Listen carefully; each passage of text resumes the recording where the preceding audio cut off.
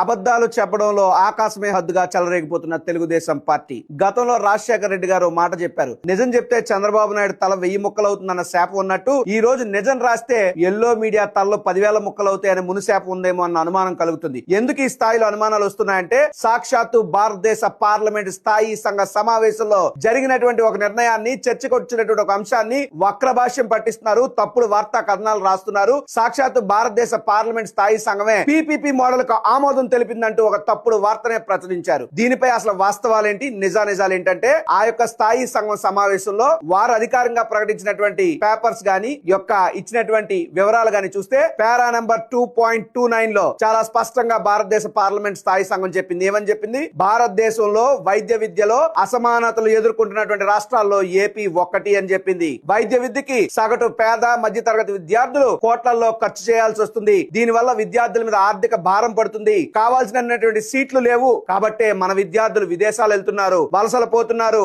ఆ యొక్క ఇబ్బందులన్నింటినీ కట్టడి చెయ్యాలి అనంటే రాబోయే రోజుల్లో 75,000 పైచిలకు మెడికల్ సీట్లు భారతదేశ వ్యాప్తంగా రావాలి. అలా రావాలి అంటే ప్రతి రాష్ట్రంలోనూ కూడా కొత్త ప్రభుత్వ మెడికల్ కళాశాలలు ఏర్పాటు చేయాలి, విద్యార్థులకి స్కాలర్షిప్లు ఇవ్వాలి. ఏవైనా పీపీపీ మోడల్లో ఉండేటటువంటి గ్రూప్ లో మెడికల్ కాలేజ్ లో ఉంటే వాటికి కూడా ట్యాక్స్ రాయితీలతో సరిపెట్టచ్చు.